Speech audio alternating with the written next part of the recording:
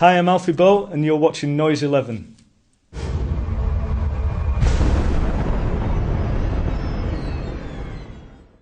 And welcome to Noise11.com. Alfie Boe, good to have you here. How are you doing? You right? Hey, your camera, you're over here, okay, buddy. sorry. Get on your own camera. Well, you know, welcome to Australia, and I mean, Thank you do have a bit of an Australian connection, don't you? Going back to, well, you tell me your Australian connection. My Australian connection would be Baz Luhrmann. very good. There you go. Yeah. I had to think about that. I thought it was the amount of Fosters I've drunk in my time. Baz Luhrmann, yeah, I took part in his production of La Boheme on Broadway, which was pretty cool. I loved every minute of it, and working with Baz, great artist, great guy. Hope to do it again in the future. Well, you never know. He's always got another project around the corner. Exactly. Well, he's working on a movie at the minute, I think, but he didn't ask me to do anything on it, which...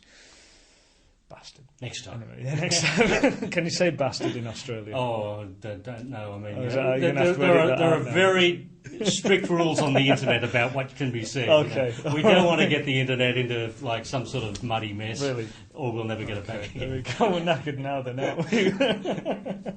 Yeah. Well, I wish I'd worked out now on that. I'll keep talking about La Boheme then, because that must have been somewhat of a big break for you as well. Yeah, I've got to say it was pretty cool. Getting the opportunity to perform an opera that I love to sing on a great stage as Broadway, and work with a Hollywood director. You know, how good does it get? You know, and it did. It gave me a really good break. The cast, we won a Tony Award. We got one of those each, and which props up my door. Actually, I have a little shelf for some of the awards that I've won. Some I've been lucky to win. My Tony Award is in the corner, but right in the middle is my glass engraving of my Harley Davidson that I've just bought. Oh, really? Which is awesome, man. I got it through the post the other week, and it's great. It's just said, personalised for Alfie Boe, his Harley Davidson, and it is really VIN number and everything. It's great. Fantastic. That was a really boring thing I've just spoken about, but to me it's true to my heart. Well, you're starting to get into indulgences in the career, aren't you? Tony Award, yeah. What's most important about the job? Some singers get into drugs, others get into bikes. Is that exactly. What's the wildest indulgence you've had then? Taking drugs on a motorbike. I'm sorry, I had to ask, didn't I? I had to ask. La Boheme, you used to sing as a kid. Well, no, I first heard La Boheme when I was 11 years old. My brother had a highlights album of the music, and I remember sitting down and listening to it and just thinking, this is weird but quite effective. It was having some sort of effect when I was 11, and it wasn't until later on in life when I heard it again that these memories of hearing it for the first time came back to me, and I thought, I know this piece. Why do I know this so well? And then I remembered listening to it with my brother, and it just rang true to me. It just hit my heart, and it was like second nature. It was just in my blood, really, if you will. And every other 11-year-old was out listening to Led Zeppelin. Well, yeah, I was listening to that too, and Pink Floyd and all that, and Stones and stuff. But I think that was the weird thing about coming from a large family, that everybody was into their own certain types of music. So the music I grew up listening to was quite eclectic. You know, my father introduced me to Viennese Lehar stuff.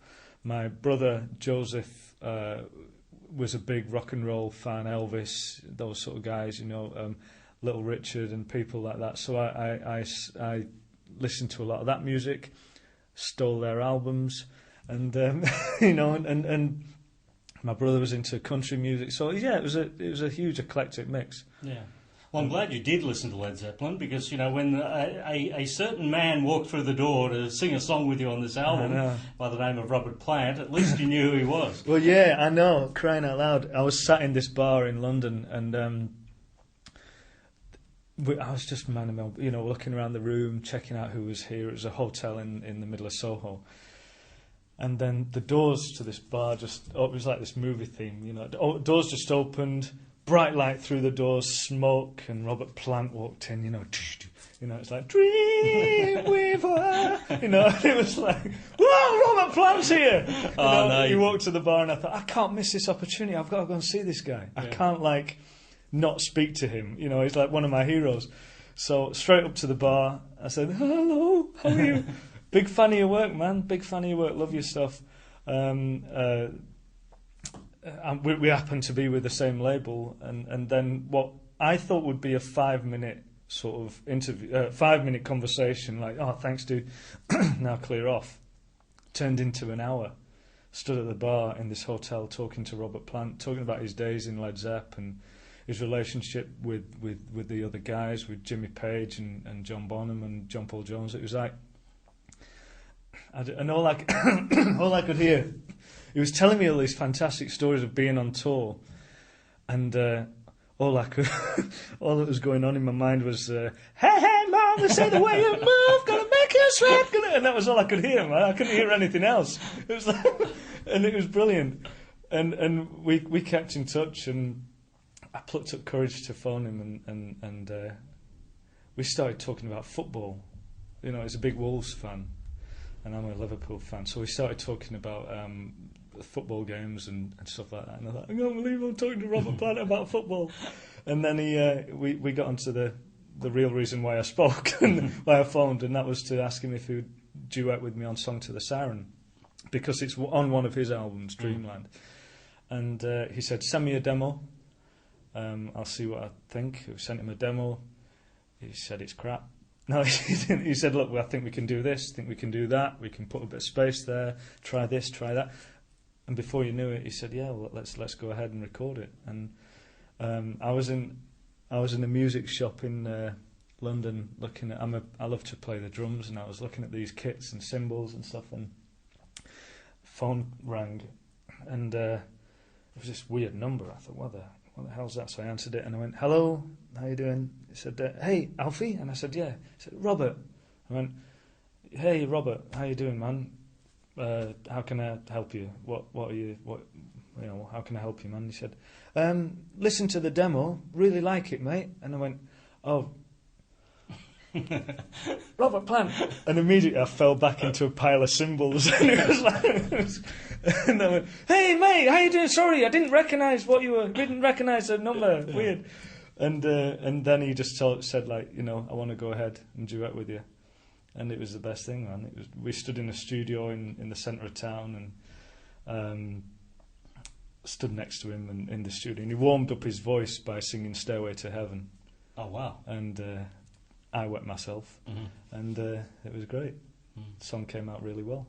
I'm guessing you don't have a story about going into a bar and Nick Jonas is standing at the bar and you've gone up and you've told him what a great fan you were. No, working with Nick, I just got my manager to phone him. No, me and Nick are good mates. We worked together on the 25th anniversary concert of Les Mis at the O2 in London, and I just called him up and said, look. But he was harder to get hold of than Robert Plant. Is that right? Yeah, which is weird, you know.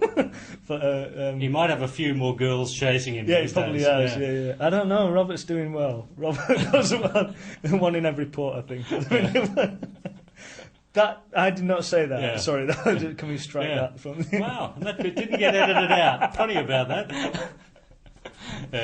What about choosing the songs for this record? I mean, there's some amazing songs, evergreen songs on there. First Time Ever I Saw Your Face, Someone to Watch Over Me, Music of the Night, When I Fall in Love, Maria.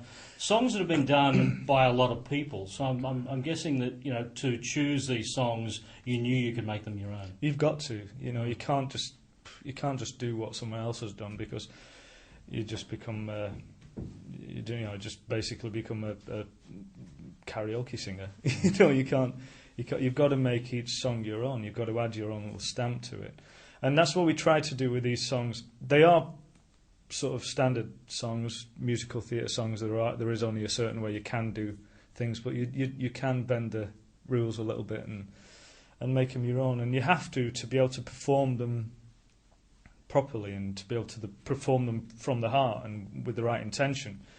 My love for music is a real wide, eclectic mix. I love rock music. I really absolutely love rock music and singing rock and country folk music and stuff like that. And I really feel that my voice lends itself to that repertoire, which is something we're discovering now. And so that might be another little avenue we go down. And there's only two types of music, good and bad. And I just want to sing the good stuff. I would imagine that not every singer can sing every song. So were there songs that you wanted to put on this record that you had to reject because they just weren't quite right for you? Iron Man by Black Sabbath. That was probably there is a way of doing that too. Oh, come on, Russell Watson's done a few metal acts. Sorry, who's that? Sorry. I beg your pardon. See. Sorry, no.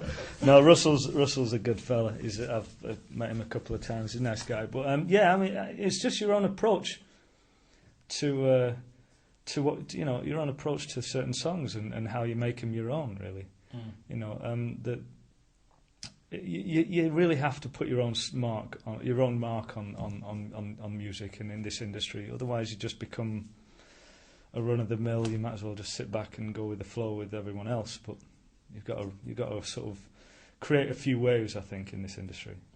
Is it true that you were an apprentice motor mechanic and some